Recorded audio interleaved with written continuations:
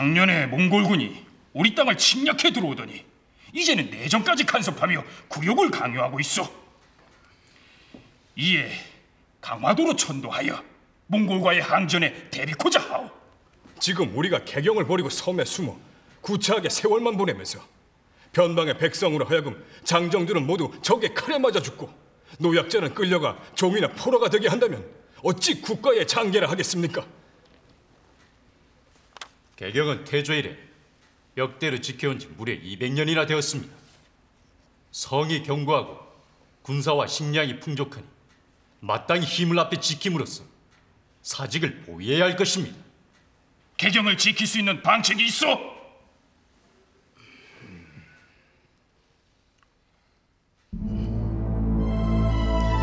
(1232년 6월 16일) 고려에서 벌어졌던 천도 논쟁은 이렇게 끝이 났다. 개경을 지킬 것을 주장한 김세충의 목을 베는 것으로 무신 정권은 강화 천도를 결정해버린다.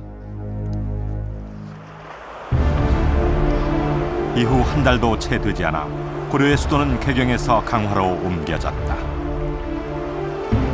몽골에 대한 항전이라는 명분을 내세워 무신 정권이 결행한 강화 천도. 그 진정한 의미는 과연 무엇인가?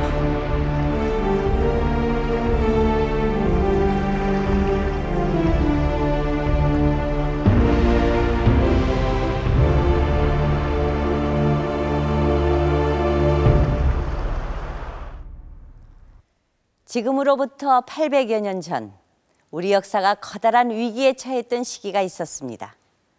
고려와 몽골 간에 벌어진 30여 년간의 전쟁이 바로 그것인데요.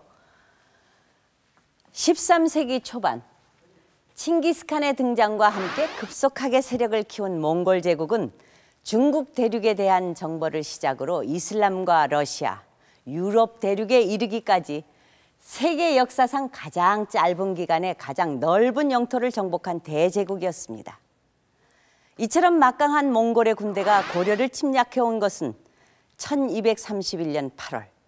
이전에도 고려는 거란이나 여진 등 북방 민족들의 숱한 침입을 받았지만 몽골과의 전쟁은 그와 비교할 수 없을 정도로 엄청난 피해를 남겼습니다.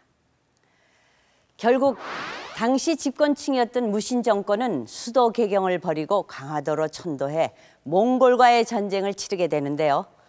30여 년의 기나긴 전쟁 끝에 결국 몽골의 조공국이 되기는 했지만 나라의 명맥은 유지할 수 있었죠. 바로 이 같은 점 때문에 고려의 대몽 항쟁과 강화 천도는 국난 극복의 대표적인 사례로 평가돼 왔습니다. 하지만 이면에는 무신 정권이 자신들의 세력을 유지하기 위해 강화도로 도망친 것이라는 비판도 존재했습니다. 강화 천도, 과연 대몽 항쟁을 위한 고도의 작전이었을까요? 아니면 단순한 도피에 불과했던 것일까요? 오늘 HD 역사 스페셜에서 그 진실을 추적해 보도록 하겠습니다.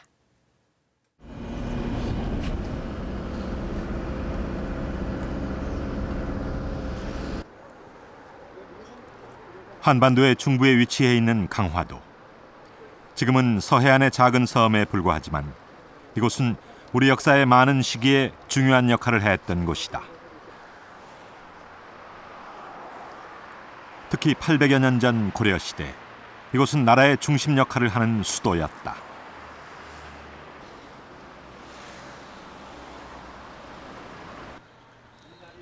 섬 곳곳에선 아직도 당시의 흔적들을 쉽게 만날 수 있다. 강화도의 북쪽 송악산 기슭에 위치한 고려궁지. 조선시대 행궁과 외규장각 등이 들어서기도 했던 곳이다. 오랜 세월의 풍파를 거치면서 예전의 모습을 잃어버리긴 했지만 고려시대 이곳엔 임금이 머물렀던 궁궐이 있었던 것으로 추정된다. 여기가 바로 이 일대가 고려시대 강도 시절의 그 대궐, 본궐이라 하거든요.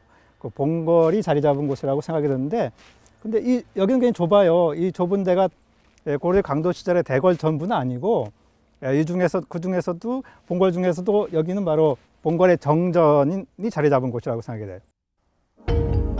당시의 모습을 정확하게 확인하기는 어렵지만 문헌 자료 등을 통해 어느 정도 짐작해 볼 수는 있다. 가운데로는 본골의 정전인 선경전과 의복루 등이 자리를 잡고 왼편으로 편전과 침전, 오른편으로는 동궁이 있었을 것이다. 근데 지금 뭐 터가 잘 확인이 안 되고 궁성이 좀 확인이 안 돼서 그러는데, 그래도 대강 그 동국 여지승남에서 언급한 걸 보면 규모가 한 1.2km 정도 됩니다. 1.2km 정도면 개경 궁성의 한 절반 정도 규모입니다. 그 정도면 그 임시 수도에서 궁궐로서 상당한 기능을 했다고 봐야 되겠죠. 삼국시대 이래 우리나라에서 중요한 군사유 충지 역할을 해온 강화도.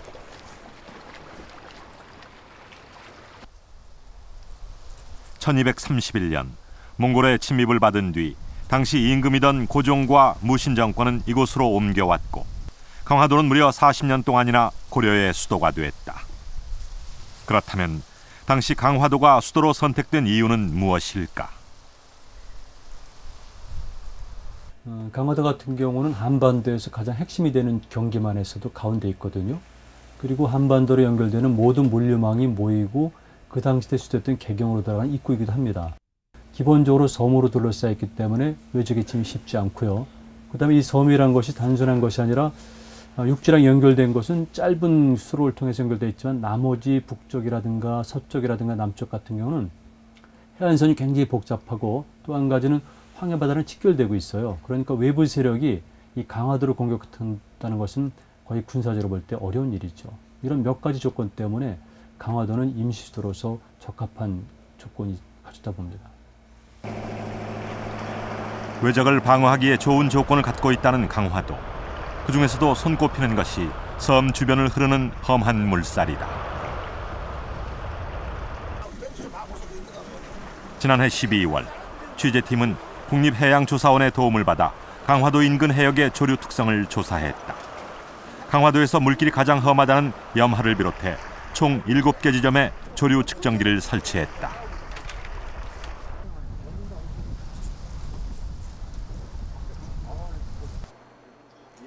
한 달에 걸친 조사 결과 강화도 인근 해역은 몇 가지 독특한 특징을 갖고 있는 것으로 나타났다. 자료를 분석한 결과 이쪽 지역은 무엇보다 주목할 만한 지역은 김포반도와 강화 사이를 흐르는 좁은 해협인 염하.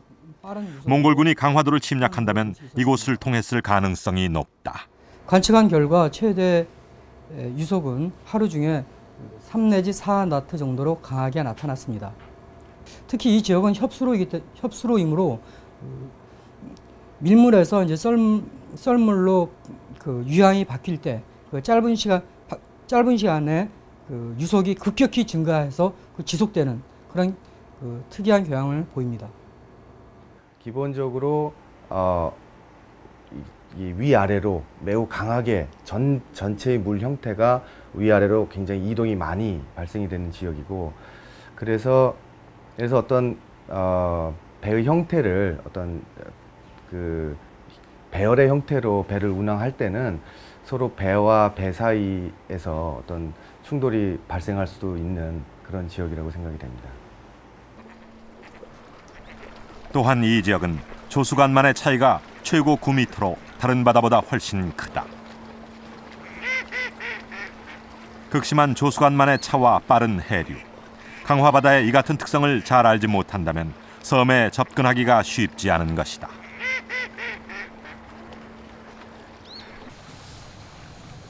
게다가 강화도의 서쪽과 남쪽 해안은 온통 갯벌로 이루어져 있다.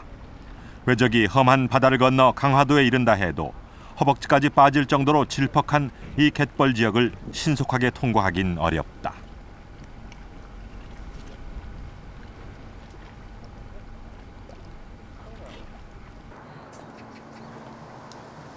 강화도의 동쪽 해안가에 남아있는 고려 토송의 흔적.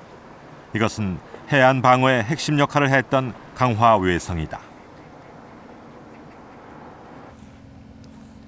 천도 이듬해 무신 정권은 해안가를 따라 외성을 쌓고 몽골의 침입에 대비했다.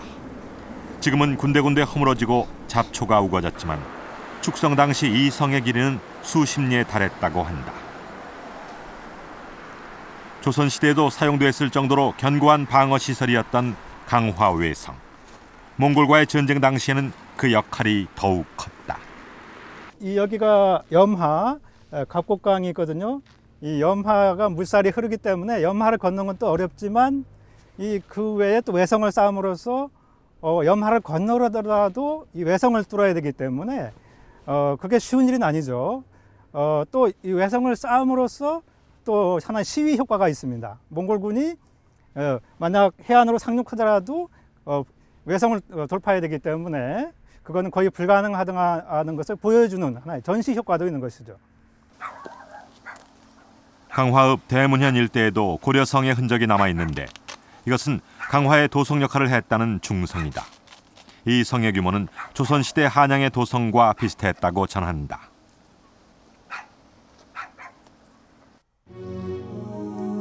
궁궐을 둘러싼 내성 주위로 다시 중성을 쌓고 바다와 면한 해안가에는 외성을 세워 견고한 방어체계를 갖춘 군사요새.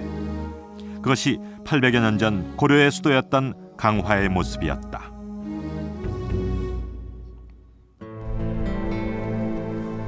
몽골과의 전쟁이라는 비상시기, 고려의 수도는 적의 침입을 막을 수 있는 방어력을 갖추는 것이 무엇보다 중요했다. 때문에 무신 정권은 유리한 지형 조건을 갖춘 강화도로 수도를 옮겨 30여 년에 이르는 전쟁을 치렀던 것이다.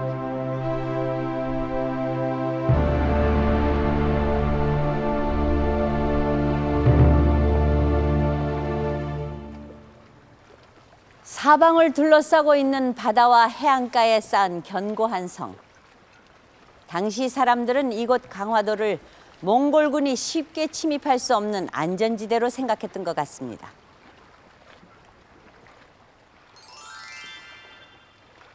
이것은 당시 고려의 문인이었던 이규보가 지은 시의 일부인데요.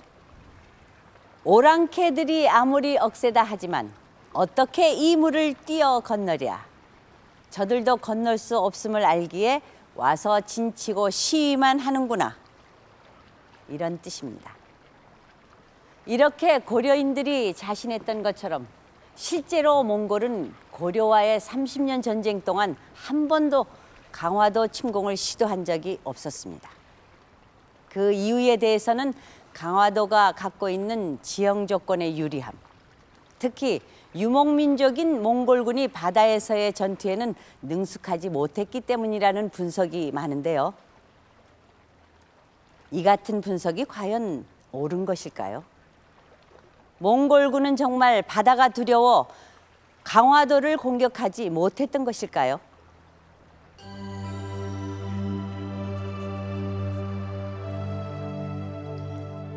몽골군의 해전 능력에 대해 엿볼 수 있는 중요한 자료가 일본에 전해지고 있다. 몽골 습내회사, 700여 년 전 몽골의 일본 원정 전쟁을 담은 그림이다.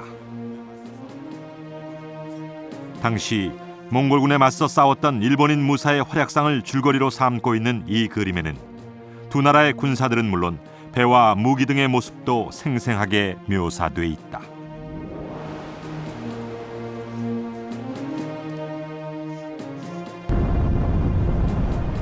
해전에 약하다고 알려져 있는 몽골. 하지만 두 번이나 바다 건너 일본 원정을 시도했던 것이다.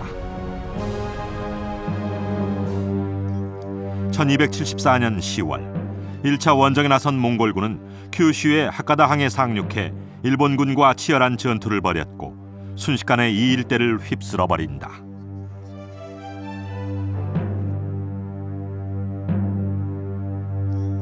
그런데 이 전쟁에는 몽골의 요구를 받은 고려가 연합군으로 참여했다. 유목민족인 몽골군이 섬나라인 일본까지 침략해 승리를 거두는 데는 고려 해군의 역할이 컸던 것이다.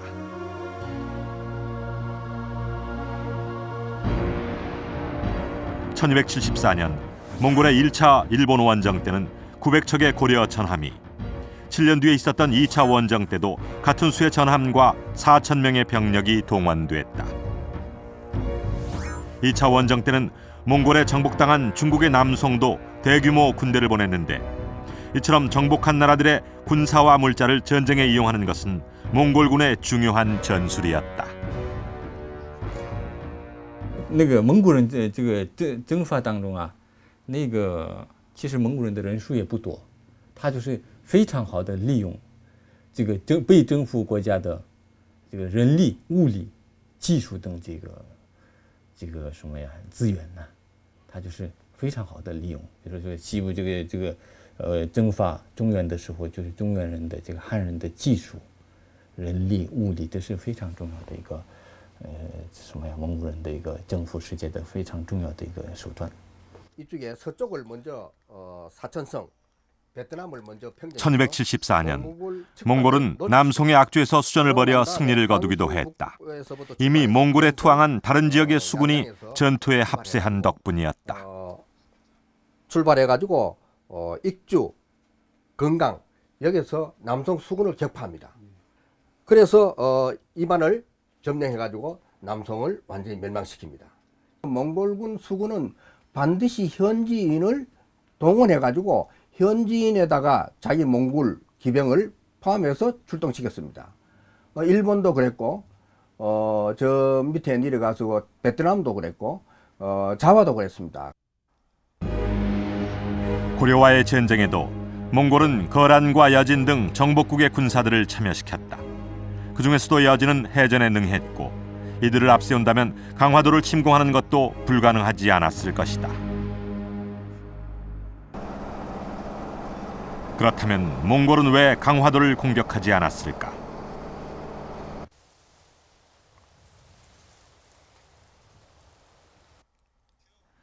윤영효 교수를 비롯한 전문가들은 몽골의 고려 침략이 동아시아 정벌 전쟁의 일환으로 이루어졌기 때문이라고 설명한다. 몽골의 고려 침공 시기를 살펴보면 이 같은 분석을 쉽게 이해할 수 있다. 고려에 대한 공격은 대부분 금나라나 남송을 정벌하는 시기와 일치하고 있는 것이다. 동아시아가 그 몽골 침략의 중요한 대상이었던 것이 사실이고, 동아시아라고 할 때 역시 그 금나라, 오늘날 그 북중국에 금나라가 있고 또 남쪽에 송나라가 있고, 이것이 이제 중심 대상이었습니다만은. 고려가 금나라와 아주 인접해 가지고 위치해 있기 때문에 이 금나라 정보 또는 그 앞으로 송나라 작전에 있어서 이 고려에 대한 침략은 필수적인 것이었다. 몽골이 고려를 침입한 이유는 역시 몽골의 정복 과정 중에 하나라고 보겠는데 주공 목표는 아니었던 것 같고요. 주공 목표는 역시 금나라라든가 그 다음에 남송. 그래서 전체적으로 몽골의 세계 전선 관리 운영 그런 그 어떤 프로세스에 맞춰가지고 공격을 한 게 아닌가 이런 생각이 들죠. 그러니까 처음부터 전면전으로 뭐 고려만 그냥 없애버리고 뭐 하겠다 그런 게 아니고 그런 그 전쟁 진행 과정에서 거기에 맞게 필요에 따라서 공격을 했던 게 아닌가 이런 생각을 하죠. 이처럼 몽골의 고려 침략은 남송이나 금을 지원하지 못하도록 견제하는 의미가 컸다. 그런데 만약 강화도를 총 공격해 무신 정권을 몰아붙일 경우 남송과 고려는 물론 일본까지 몽골의 위협을 받고 있는 인접국들이 함께 연합전선을 구축할 가능성이 있었다.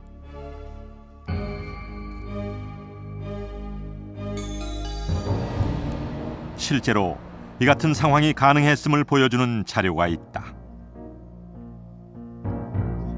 고려가 몽골에 항복한 이후인 1271년 대몽 항쟁을 계속하던 삼별초가 일본의 지원을 요청한 외교 문서다. 삼별초군이 그러니까 그 일본한테 원조를 요청하는 내용이 들어있단 말이죠. 그런가 하면은 1350년대에 그 고려가 원나라에 대항해서 이렇게 어떤 그 대립할 때 이때 강남 지역의 장사성이라든가 이런 사람들하고 이렇게 연결을 하면서 대항하려고 하는 그런 그 견제의 움직임 같은 게 실제로 보였단 말이죠. 그러니까는 막 몰아붙였으면은 남송하고 일본 고려의 연합전선이 아주 없을 수만은 없지 않았을까 이런 생각이 드는 거죠. 이 같은 상황에서 몽골은 강화도보다 고려 본토를 공략하는 것이 더 유리하다고 판단했을 것이다. 무신 정권을 극단까지 압박하지 않음으로써 연합전선의 가능성을 차단하고 한편으로는 강한 군사력을 과시해 고려를 견제하는 이중의 효과를 노릴 수 있었기 때문이다. 당시 몽골이 유전선을 고려를 삼고 전면적 공격을 했다면 강화도는 점령할 수 있다고 봅니다. 그리고 몽골군이 수전 능력이 약하다고 그러는데 실질적으로 강화도와 육지는 그렇게 먼 거리는 아니고요. 그리고 많은 병력과 함선을 동원한다면 외곽 공격을 통해서 강화도를 점령할 수가 있습니다. 그러나 당시 원나라로 봐서는 고려가 주전선이 아니었었고, 그다음에 고려의 항전 능력이 뛰어났고, 그리고 원나라로 봐서는 이미 그 산계되어 있는 고려 내부의 것들을 완벽하게 통제할 필요성을 못 느꼈기 때문에 일단 강화도를 오랫동안 놔둔 것 같습니다. 고려와의 30년 전쟁 동안 몽골군이 강화도를 공격하지 않은 것은 수전에 약해서가 아니었다. 강화도에 대한 초원 공격이 오히려 상황을 악화시킬 수 있다는 전술적 판단이 가장 큰 이유가 됐던 것이다.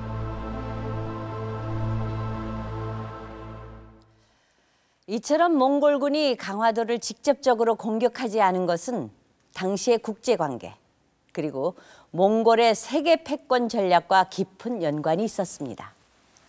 그렇다면 당시 무신 정권이 강화도로 천도하지 않았다면 어땠을까요?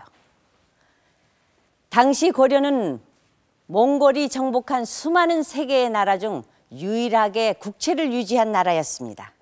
그러니까 왕이 몽골군에게 무릎을 꿇지 않고 정권을 유지했다는 얘기입니다. 만약 고려가 강화 천도를 하지 않았다면 당시의 많은 국가들과 마찬가지로 고려는 국채를 유지하지 못하고 멸망했을 거로 생각됩니다. 잘 아시다시피 당시 몽골군의 전술은 지배 지역을 철저히 짓밟는 초토화 작전이었습니다. 눈에 보이는 모든 것은 그야말로 씨를 말리는 몽골 기병의 전술은 당시 세계인들에게 가히 공포의 대상이었습니다. 우즈베키스탄 중동부에 위치한 사마르칸트. 해발 700m가 넘는 고원에 자리 잡고 있는 이 도시는 일찍이 유라시아 문화의 중심지였다. 동서양을 잇는 지리적 요충지이자 실크로드 교역의 주요 거점이었던 사마르칸트. 13세기 초 이곳 사마르칸트를 중심으로 성장한 호라즈무 왕국은 이슬람 세계의 패권을 장악하고 수준 높은 문명을 이루었다. До этого, до монголов, Хорезм считался одним из центров мировой цивилизации. Здесь существовала своеобразная академия, центр научной мысли еще в X-XI веках. Здесь существовала традиция, научная, художественная традиция своеобразная Хорезма. Хорезм таким образом считался своеобразным центром культурной жизни Центральной Азии. 비슷한 시기 동아시아의 새로운 패자로 등장한 몽골이 호라즈무 왕국 정벌에 나선 것은 1219년.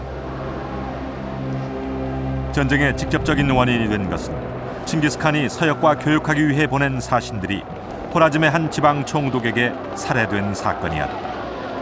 분노한 칭기스칸은 15만 대군을 이끌고 호라즘 왕국의 주요 도시들을 단숨에 쓸어버린다. 당시 사마르칸트의 중심지였던 아프랍시압 언덕은 지금도 황무지로 남아 당시의 역사를 생생하게 증언하고 있다.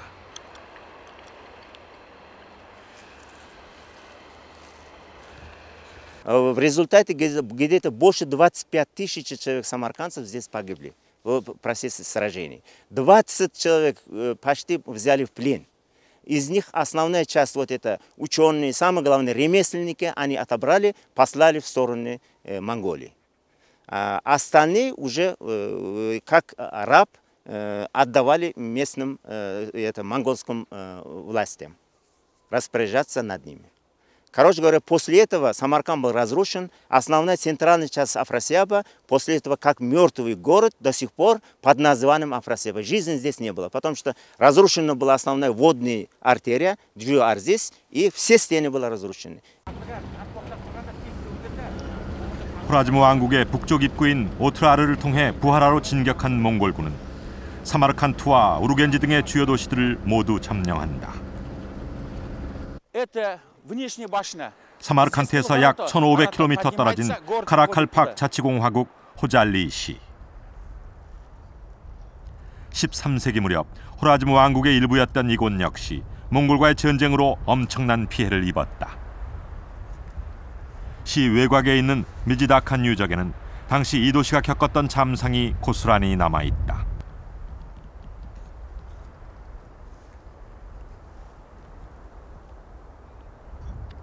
몽골군이 이 도시를 공격한 것은 1221년. 호라즈무 왕국의 다른 도시들과 마찬가지로 이곳 역시 철저하게 파괴됐다. 여기저기 흩어져 있는 토기 파편들만이 당시에 화려했던 문화를 짐작하게 한다. Такие посуды харзмшахское время, то есть накануне монгольского времени, здесь были обиходы. Как они ушли, монголы, и здесь город не был восстановлен. Остатки этих сооружений, предметов являются вот эти красноглиняные крупные фрагменты посуды. Это свидетельствует о жестокости монгольских войск, поскольку и город погиб, и ремесленная промышленность, и жители вынуждены были оставить только разрушенные и испорченные вот это домохозяйства. Высота вот. 수십만에 이르는 병력과 견고한 성벽, 막강한 군사력을 자랑했던 호라즈무 왕국은 15만 몽골군의 공격 앞에 속수무책으로 무너졌다. 몽골군이 호라즈무 왕국을 완전히 멸망시키는 데는 불과 2년밖에 걸리지 않았다.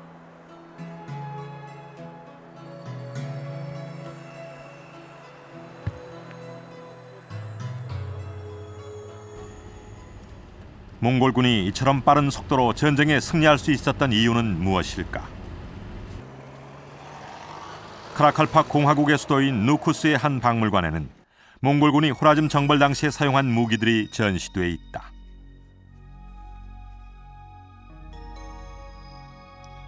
철로 만든 다양한 칼과 말발굽 등이 보인다.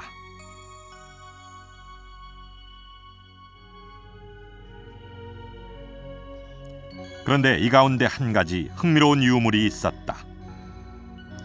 몽골군이 사용한 일종의 발화 무기, 지금의 수류탄과 비슷한 것이다.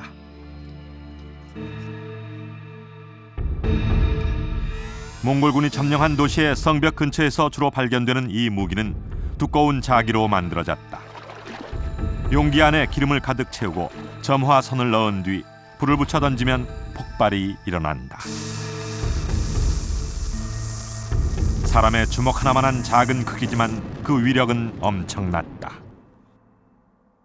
И от оборонительных сооружений, вот, которые деревянные основном, из камыша, все они будет пожар потом, огромный пожар. И они бросали за стеной, вот за город туда бросали.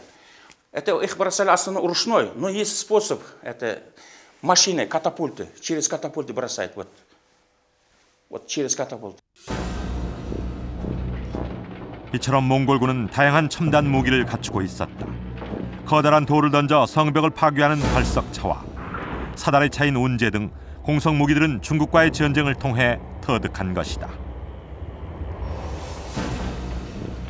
전 세계를 상대로 전쟁을 벌이던 몽골은 각 나라의 발달한 전술과 무기를 계속해서 배워나갔고 이를 통해 더욱 강해질 수 있었던 것이다. 금나라와 전쟁하는 중에 죽포가 알려져 가지고 흑색 화약을 알게 되었습니다. 흑색 화약. 그래서 흑색 화약을 통해 가지고 성을 공격하고 그 다음에 성을 공격하는 여러 가지 공법을 금나라로부터 배우고 그 다음에 수공법도 터득하게 되었습니다. 그래서 몽골군은 최초에 마궁병이었지만 전투하는 가운데서 계속 농경지의 전술을 배워가지고 계속 발전했습니다. 몽골군의 특징을 말한다면은 바로 현지에 맞는 전술을 터득하는 데 있겠습니다. 몽골군의 또 다른 특징은 상상을 초월하는 잔인함이었다. 13세기 아라비아의 한 역사학자가 쓴 이 책은 호라즈무 왕국을 비롯한 몽골의 서역 정벌과 그 잔인한 전술에 관해 상세하게 묘사하고 있다.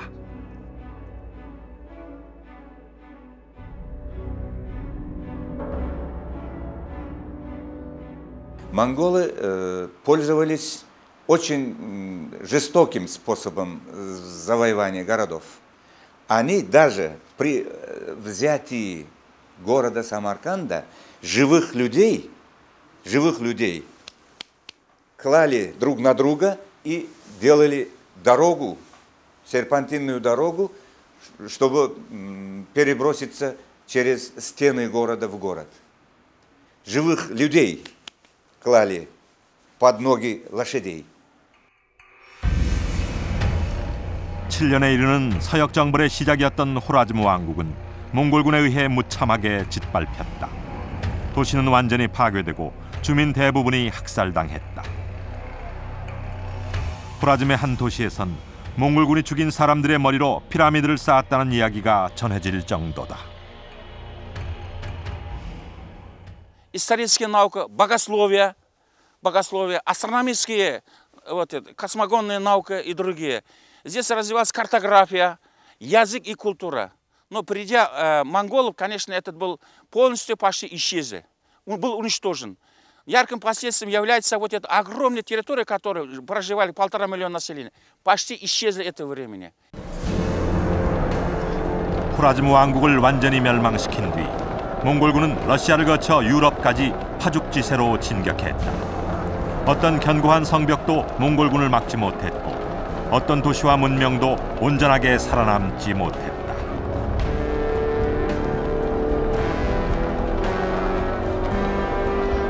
그리고 몽골군에 대한 공포의 이미지는 이렇게 전 세계에 각인돼 전해지게 된다.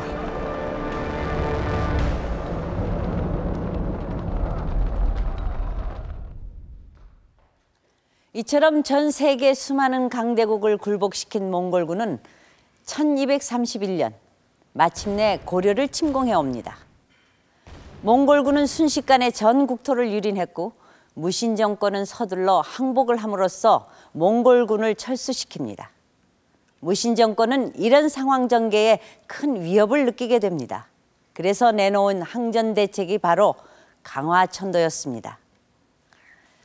그러나 천도 논의가 시작됐을 당시 고려 조정에서는 반대하는 의견이 훨씬 더 많았습니다. 개경은 태조 이래 역대로 지켜온 지 무려 200년이나 되었습니다. 성이 견고하고 군사와 식량이 풍족하니 마땅히 힘을 합해 지킴으로써 사직을 보위해야 할 것입니다. 지금 우리가 개경을 버리고 섬에 숨어 구차하게 세월만 보내면서 변방의 백성으로 하여금 장정들은 모두 적의 칼에 맞아 죽고 노약자는 끌려가 종이나 포로가 되게 한다면 어찌 국가의 장계라 하겠습니까? 이처럼 대부분의 조정 대신들이 강화도로 수도를 옮기는 것에 반대를 했지만 당시 무신 정권의 수장이었던 최우는 자신의 고집을 꺾지 않습니다. 당시 상황을 적은 고려사의 기록입니다. 최우가 왕을 위협하여 강화로 도읍을 옮기게 하였다는 내용인데요. 왜 최우는 이렇게 수많은 조정 대신들의 반대를 무릅쓰고 또 임금을 협박하는 초강수를 두면서까지 강화천도를 강행했을까요? 그 이유가 오로지 몽골과의 항전을 위해서였을까요?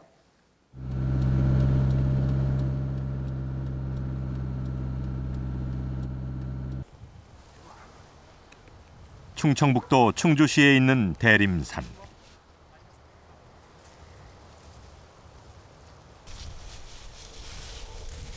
숲속으로 한참을 들어가면 군데군데 성벽의 흔적이 나타난다.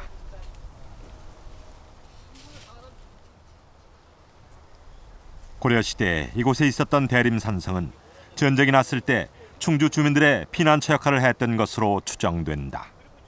고구려 시대부터 산성과 그 읍성에 그 연결된 방어 체제를 갖고 있었기 때문에 그 전통이 고려 시대도 이어져 가지고 산성과 읍성이 연계적으로 운영이 됐습니다. 그래서 전쟁이 나면은 대개 이제 백성들이나 관리들이나 군사들이 함께 입보초로 들어가기 때문에 그런 것들을 고려해 본다면은 이 대림산성이 충주 읍성과의 거리가 4km 남짓 되기 때문에 첫 번째로 좋은 입보초였다 하는 생각을 갖게 됩니다.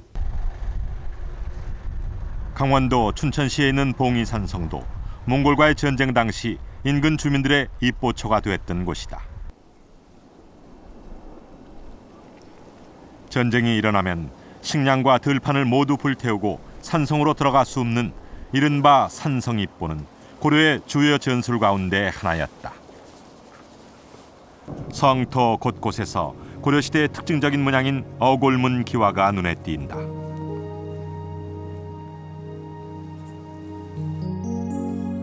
발굴 당시 이곳에선 여러 개의 건물터가 발견됐는데 고려시대 토층에는 불에 탄 흔적이 선명하게 남아 있었다.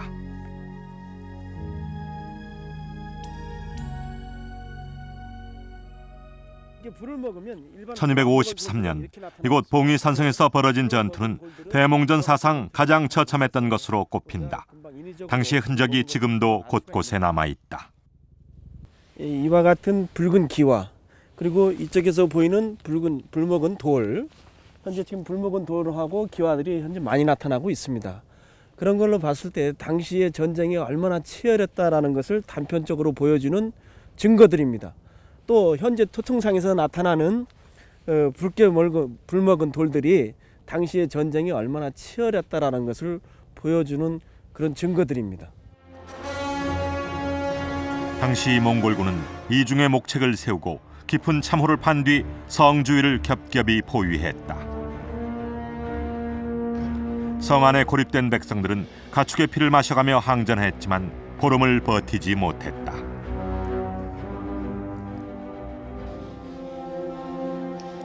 봉의산성 입구에 세워져 있는 봉의산 순입이, 이 비석에 조각되어 있는 당시의 처참한 모습은 고려사의 기록으로도 전해지고 있다.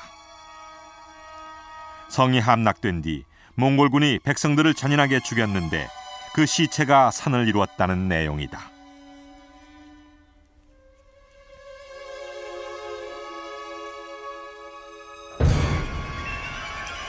(1231년) 처음으로 고려 땅을 침략한 이후 몽골군은 약 30년에 걸쳐 6차례나 전쟁을 일으켰다. 그러나 1차 전쟁 때를 제외하고 고려의 중앙군은 한 번도 이 전쟁에 직접적으로 참여하지 않았다. 그동안 고려의 백성들은 생존을 위해 스스로 싸워야 했다. 황룡사를 비롯한 귀중한 문화재들까지 불에 타 잿더미가 되는 참혹한 전쟁. 그러나 강화도의 무신 정권은 이 모든 상황을 외면했다. 최후 정권은 민중들에게는 섬으로 가라, 아니면 산성으로 가서 숨어라 이렇게 얘기했지만 사실 산성으로 가거나 바다의 섬으로 가서 이 자기들을 지킨다는 게 굉장히 어렵습니다. 왜냐하면 이것은 생활이 돼야 되거든요. 그렇기 때문에 엄밀하게 보면 민중들은 거의 방치돼 있다시피 했습니다. 본토의 백성들은 몽골의 공격에 무방비로 방치된 반면 강화도에는 당시 고려의 군사력이 총 집중됐다. 강화읍 관청리는 고려시대 구정터라 불렸는데 무신 정권의 주요 병력인 삼별초가 이곳에 주둔해 있었다고 한다. 이게 고려 온정 때 그 삼별초 군들이 모였던 구정터라고 그러는데, 이 구정이라는 건 이제 그때 당시에 이제 훈련 장소, 집결 장소. 고려사에는 삼별초의 규모를 엿볼 수 있는 기록이 남아있다. 고려 왕실이 몽골에 항복한 뒤 삼별초는 이에 따르지 않고 진도로 내려갔는데 당시 함선의 숫자는 1000여 척에 달했다는 것이다.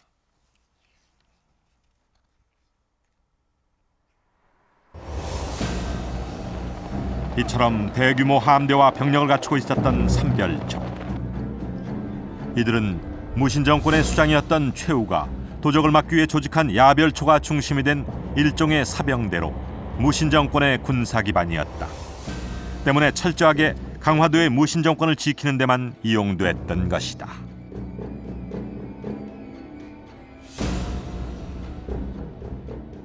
삼별초가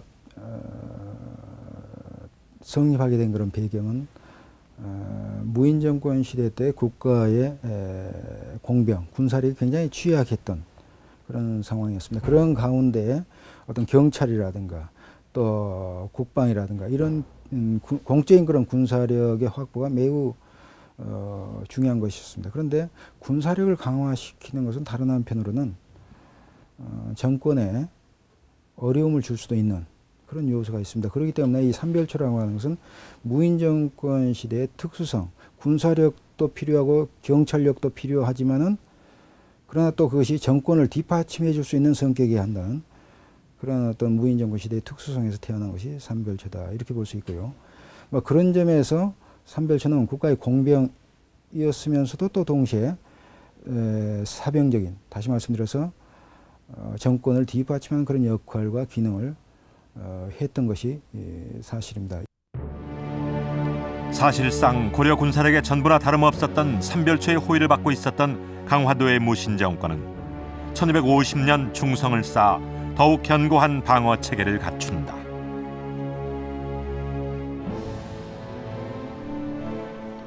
몽골에 항복하지도 결사항전을 벌이지도 않은 채 오로지 강화도에 틀에 박혀 있었던 무신정권. 이들이 30년 동안이나 이 같은 상황을 지속한 이유는 무엇일까? 최씨 무인정권의 입장에서 하나의 그 정권자의 입장에서 볼 때 정통성이 없는 것이죠. 정통성이 없지만은 권력은 가지고 있었던 어떤 최씨 정권의 입장에서 볼 때 몽골군과 이 타협을 한다라고 하는 것은 어떤 대표성이 없죠. 그래서 결국 최씨 정권의 입장에서는 결국 몽골과의 타협이라고 하는 것은 자기 정권의 몰락을 의미하는 어떤 그런 측면도 있는 것이죠. 그래서 결국 정권을 유지하기 위해서는 장기전을 불사해야 되겠다라고 하는 그런 판단을 했을 것이죠. 정권을 유지하기 위해서는 몽골과 타협할 수 없었던 무신정권. 그러나 강화도에서의 생활은 절박했던 당시의 정세와는 딴판이었다. 저기 보이는 장소가 그 견자산입니다. 그 강화도의 견자산 동쪽 기슭에 있는 장동마을. 이곳에는 무신정권의 수장 최우의 집이 있었다고 전한다. 상당히 그 주택을 영주했는데요. 그런 그 규모의 최후의 주택이 앉았을 만한 장소는 이곳이 지금은 이제 장동이라고 그러는 마을인데 여기가 천도 당시 최우는 수천 명의 군사를 동원해 저택을 짓게 하고 수십리에 달하는 정원을 꾸몄다고 한다. 백성의 고통은 뒷전이었던 것이다. 그런 그 진양부가 아닌가 이렇게 추측하고 있습니다. 또한 이들은 수시로 연회를 열어 향락을 즐겼다. 기록에 남아있는 것만 해도 수십 차례. 이 같은 연회 비용을 충당하기 위해 백성들은 엄청난 세금을 바쳐야 했다. 백성의 고통과 희생을 대가로 강화도의 무신정권은 사치와 호사를 누렸던 것이다.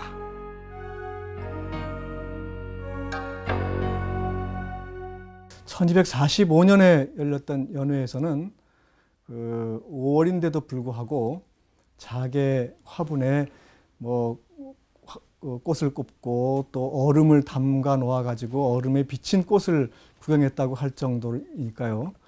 뿐만 아니라 이 채색 비단을 가지고 그 채붕을 산을 만들고 또 천여 명이 동원되는 그 기악 연주 또 그런 그 백희 잡기가 수시로 열렸다고 하는 그런 기록이 있는 것으로 보아서 무신 유권자들의 어떤 안이한 그런 그 생활 태도 그리고 그들의 도덕성 그런 것들을 엿볼 수 있다고 하겠습니다. 몽고족이라고 하는 것은 기본적으로 유목 국가였기 때문에 사람을 대할 때도 항복하지 않는 한 몰살시킵니다. 동물을 잡듯이. 그렇기 때문에 그 사이에 대충 중간 노선이 없습니다. 전면전을 해가지고 살아남든지 몰살하든지 아니면 완전히 항복하든지 그거밖에 대안이 없기 때문에 최후 정권은 강화도로 들어갔는데 그 다음이 문제입니다. 강화도로 들어가서 예전하고 다름없는 귀족생활, 호화생활, 조세를 그대로 받고 소극적인 저항으로 일관했습니다. 바로 그 점에서 저는 그 당시에 이 천도가 다분히 도피성적인 이 천도였다. 이렇게 평가를 내리고 있습니다.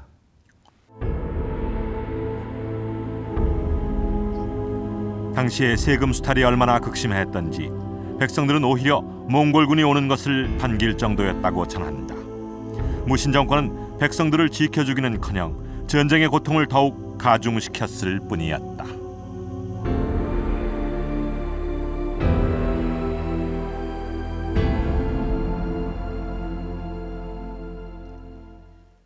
선도의 목적이 정권 유지에 있었던 게 아니라 몽골에 대한 결사항전이었다면 본토에서 벌어지고 있는 전쟁에 대해 보다 적극적인 행동이 있어야 하지 않았을까요? 설령 당시 강화도의 군사력이 본토를 지원할 수 없는 상황이었다면 세금을 줄여주는 등의 조치를 통해 백성들의 고통을 조금이라도 덜어줬어야 하지 않았을까요? 그러나 무신 정권은 고통당하는 백성들을 외면한 채 그저 강화도에 틀어박혀 세월을 보냈습니다. 그런데 이렇게 수십 년이 지나는 사이 몽골의 통치 전략에는 중요한 변화가 생기기 시작합니다. 국제관에서 자세히 알아보겠습니다. HD 역사 스페셜 국제관입니다. 잘 아시다시피 칭기스칸이 이끄는 몽골군은 유목민족 특유의 빠른 기동성을 앞세워서 수많은 나라들을 정복했습니다. 몽골군이 지나가는 곳이면 어디든 잔인한 약탈과 파괴, 그리고 남녀노소를 가리지 않는 학살이 뒤따랐죠. 그런데 몽골 군대의 특징이었던 이 같은 초토화 작전은 정복 지역이 점차 늘어나고 특히 농경지대를 점령해 나가면서 조금씩 변하게 됩니다. 칭기스칸 사후 황제가 된 오고타이 칸은 칭기스칸의 수건이었던 금나라 정벌을 성공시킨 인물인데요. 그는 중국의 한인은 물론 여진인 또 유럽인들까지 몽골이 점령한 지역들의 인재들을 모아서 범민족적인 중앙행정부를 만들었습니다. 유목국가 시절과는 다른 중앙집권적 관료국가의 기틀을 세운 것이죠. 또한 이 시기에 몽골에서는 최초로 정액세법이 실시됩니다. 점령한 나라들을 완전히 멸망시키는 게 아니라 백성과 영토를 보존해주면서 조공을 바치게 하는 형태로 변하게 된 것입니다. 이와 같은 변화는 제4대 황제인 몽케 시대에 더욱 본격화되어서 몽골의 정치와 경제의 중심이 점차 중원 지역으로 옮겨갑니다. 그리고 몽케의 뒤를 이은 제5대 황제인 쿠빌라이 칸에 이르러서는 몽골 고원의 카라코름에서 중원의 북경으로 수도를 옮기고 중국의 통치 방식을 더욱 적극적으로 받아들이게 됩니다. 一般用这个蒙古的这个蒙古人的这个方法呀，蒙古的这个政策、蒙古的方式来统治和征服各个民族。但是这个汉族的汉法的这个代表人物，从这个可以说这个蒙哥开始，这个忽必烈的哥哥，还有这个忽必烈的话，用中原的汉法来统治这个中原地区和这个周边的各个民族。 이와 같은 통치 방식을 가리켜서 흔히 이한법, 치한지라고 하는데요. 한족의 법으로 한족의 땅을 다스린다는 뜻으로 쿠빌라이 칸 이후 몽골 제국의 중요한 통치 방침이 됐습니다. 그렇군요.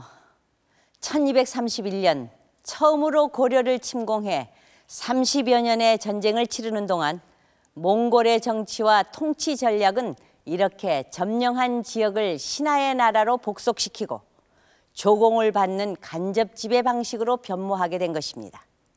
그리고 이 같은 흐름 속에서 고려와의 전쟁 역시 이전과는 다른 양상을 보이게 됩니다.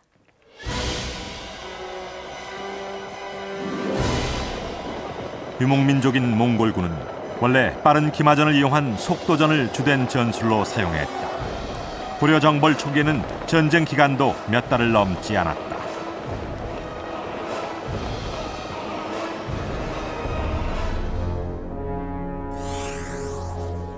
그러나 1254년에 시작된 마지막 6차 전쟁은 무려 6년 동안이나 계속됐다. 가을에 침공을 시작해 이듬해 봄이면 돌아가는 종래 패턴을 벗어나 고려 땅에서 둔전을 개척하고 주민들을 지배하면서 장기전을 펴게 된 것이다.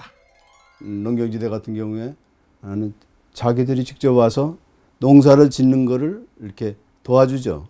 둔전이라는 걸 해서. 그래가지고 농민들을 보호해가지고 오히려 농사를 짓게 해서 거기서 군량도 물론 받아내고 농민들도 먹고 살게 하고 그러면서 장기적으로 버티니까는 이게 이른바 청야전술 먹을 거 뭐 입을 거 이거 다 이게 불태워버리고 산으로 들어간다든가 섬으로 들어가서 저항하는 게 불가능하죠. 이 무렵부터는 육지만을 공략 대상으로 삼았던 전쟁 방식도 달라지기 시작한다. 전라남도 신안군 앞해도. 이 섬은 고려와 몽골의 전쟁 말기 중요한 변화가 시작된 지역이다. 무안반도에 자리 잡고 있는 앞해도는 예로부터 서남해안 해상의 중심이 되는 지리적 요충지였다. 이곳을 장악하는 것은 그만큼 큰 의미가 있었다. 백제 시대에는 그 대중국 무역이라든가 또 통일신라 때도 이 지역이 그 당나라로 유역하는 해상 실크로드다 보니까 모든 인적 물적 자원들이 이 지역을 반드시 경유해가는, 이 지역 말고는 상상할 수 없는, 지금으로 얘기하면 경부고속도로의 그 혈맥이라고 생각하시면 됩니다. 1256년 몽골은 70척의 선박을 거느리고 이곳 앞해도 공격에 나선다. 그리고 이를 시작으로 연안의 섬 지방에 대한 공세를 강화해 나갔다. 그런데 당시 몽골의 공격을 받은 섬 지역은 대부분 고려의 해양 항로를 이루는 지역이었다. 이를 공격하는 것은 당시 강화도의 조운과 밀접한 관련이 있었다. 고려시대 왕실과 귀족의 재정은 전국 각지에 위치한 13개 조청에서 거둬들인 세금으로 충당했는데 이것은 강화도 시절에도 중요한 경제 기반이었다. 몽골은 이 세금을 운반하는 조운로를 차단해 강화도를 압박하고자 한 것이다. 그 강화도에 천도한 고려 정부가 물류망이라든가 정보망을 통해서 그 영향력을 계속 유지하고 있었기 때문에 당시 원나라로 봐서는 일단 해도 입보책을 취하는 그 고려의 정책 분쇄하기 위해서는 주로 서해안 지역에 있는 중요한 거점이라든가 섬들을 공격해서 이를테면 정부와 관련된 유기망을 분쇄시키고 무엇보다 중요한 그 물류망을 차단해서 경제적인 목줄을 재는 그런 정책을 취한 것이라고 봅니다. 조운로 차단으로 강화도의 재정을 악화시키는 한편 본토에 대한 공세도 계속됐다. 전쟁이 막바지에 이른 1254년 한 해에만 몽골군의 포로가 된 자가 20만에 이르고 죽은 자는 헤아릴 수 없을 정도였다고 전한다.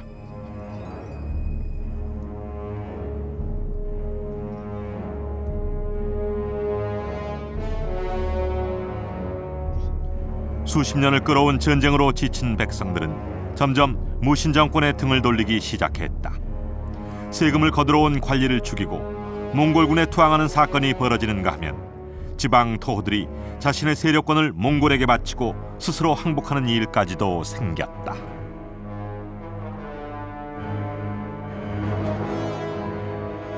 전쟁이 20년 정도 지난 다음부터 고려 정부의 이런 그 항전 역량이 급격하게 약화됐던 것이죠. 일단 일반민들이 항복을 하게 되면 항몽 전선이 붕괴되는 셈이고, 그렇게 되면 고려 정부의 항전 역량은 더 약화되는 것이고, 그렇다면 더 많은 사람들이 그 항복을 하게 될 테니까 이런 악순환 속에서 항전이 더 이상 불가능하다라고 하는 판단까지 하게 됐을 것입니다. 이 같은 상황은 강화도 내부의 갈등을 부추겼다. 결국 1258년 전쟁을 고집하던 무신정권의 수장 최이가 암살되기 이른다.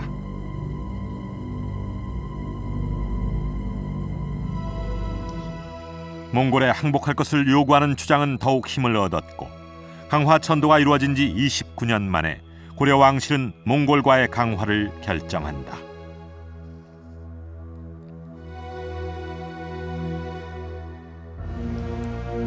이 무렵 몽골의 황제가 되는 쿠빌라이는 중국의 방식을 따른 간접 통치 전략을 적극적으로 수용한 인물이었다. 그는 고려의 강화 요청을 받아들이는 것은 물론 고려의 풍속을 인정하고 다루 가치를 소환하며 전쟁 중에 항복한 고려인들을 돌려보내주겠다는 내용이 담긴 국서를 보내온다.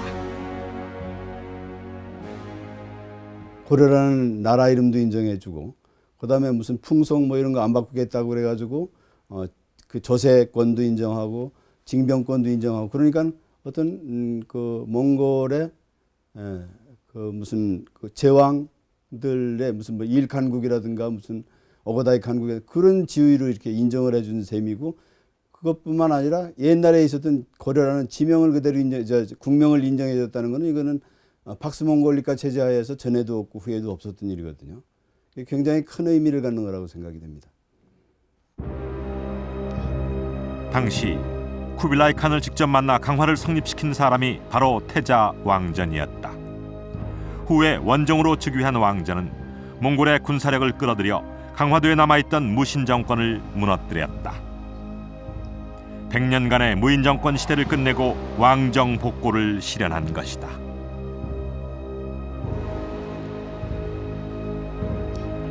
(1270년 5월) 원종이 개경 환도를 선언한 뒤 몽골군은 강화도에 들어가 성과 궁궐을 모두 불태웠다.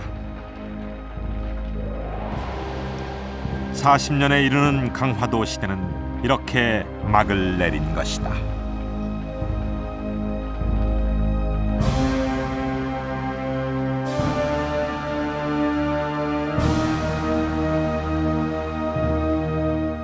몽골의 침공을 피해 강화도로 들어간 무신 정권은 결국 몰락했고 무인 세력에 눌려 허울뿐이던 왕권은 100여 년 만에 부활합니다.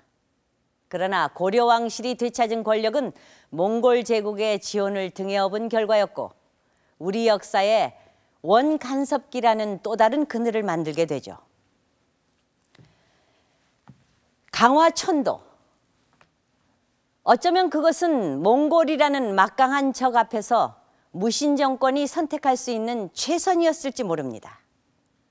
또 몽골군의 끈질긴 침략 앞에서도 고려가 멸망하지 않은 것은 천도라는 효과적인 전략이 있었기 때문일 수도 있습니다. 그러나 막대한 희생을 치러야 했던 백성들의 입장에서 본다면 강화천도는 배신이자 도피였음도 분명한 사실입니다.